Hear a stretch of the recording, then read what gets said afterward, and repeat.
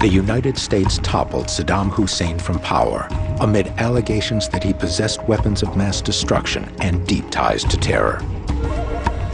Now, Saddam has told George Pirro he had neither. But Saddam has one last confession to make.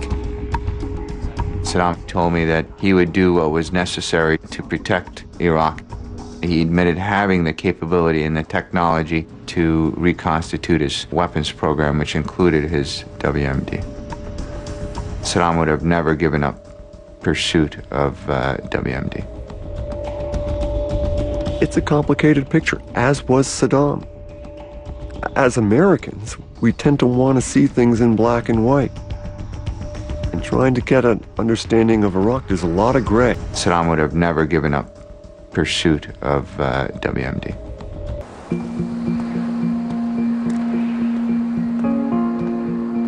I said goodbye to Saddam in the morning. And it was a beautiful day, the sun was out, it was a clear blue sky, just a great day to be outside. And he and I smoked a couple of Cuban cigars, his favorite cigar, and spent some time together. We talked for a bit. He actually made a joke about going into business together, that he and I could start a consulting firm together. I remember telling him that if he could beat the criminal proceedings that he was facing, that I would consider joining his company. Both he and I knew that that was not realistic, but I think he just kind of wanted to leave on a positive note. So I told him that I would be leaving,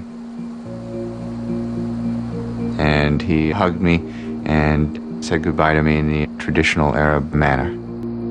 3 kisses on the cheek, left, right, left. I could see his eyes water. There are tears coming down his cheeks. I could tell that he was emotionally shaken up by it. Saddam tells me that he's going to miss me and that I'd become closer to him than his own 2 sons, and that he was emotionally very attached to me. I turned around and I walked toward the exit and walked out of the facility. I actually didn't want to witness the execution.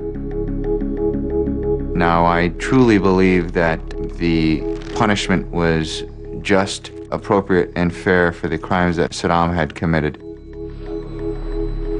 But on the other hand, I actually personally did not want to witness it. You know, very few people probably felt a loss when Saddam dropped through that, trap door and the neck snapped. But to the extent that, in fact, George contributed to snapping Saddam's neck, he also, I think, felt the loss of, there goes this entity that he communicated with at a very deep level. I can only imagine that George thinks about that a lot, even now. I saw a different side of Saddam. I saw the human side of Saddam. I saw Saddam the man versus Saddam the brutal dictator, the evil leader of Iraq who gassed his own people.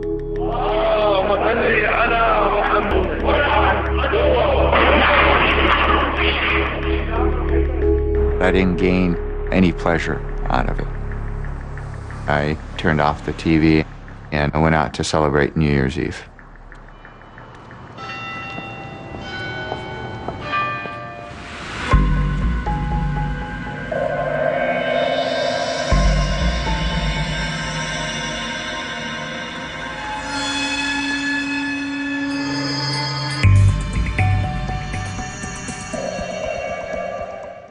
Saddam would have never given up pursuit of WMD.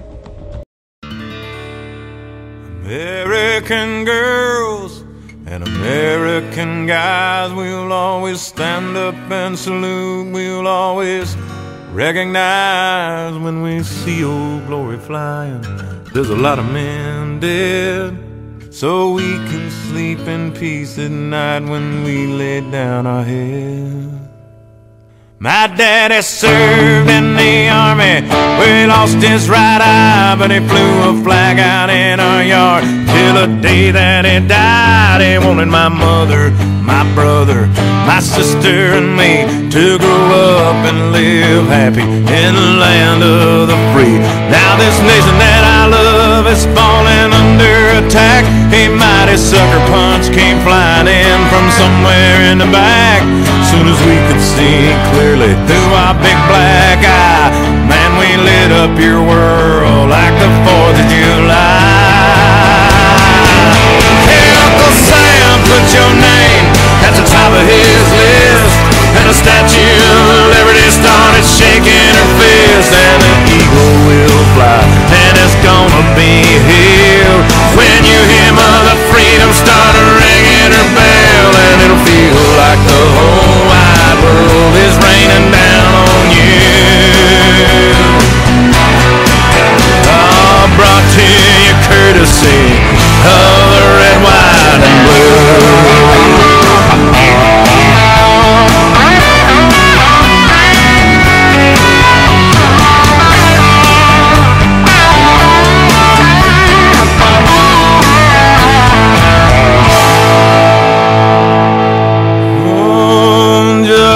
Will be served and the battle will rage. This big dog will fight when you rattle his cage, and you'll be sorry that you mess with the US of A. 'Cause we'll put a boot in your ass, it's the American way. Hey, Uncle Sam, put your name at the top of his list, and the Statue of Liberty started shaking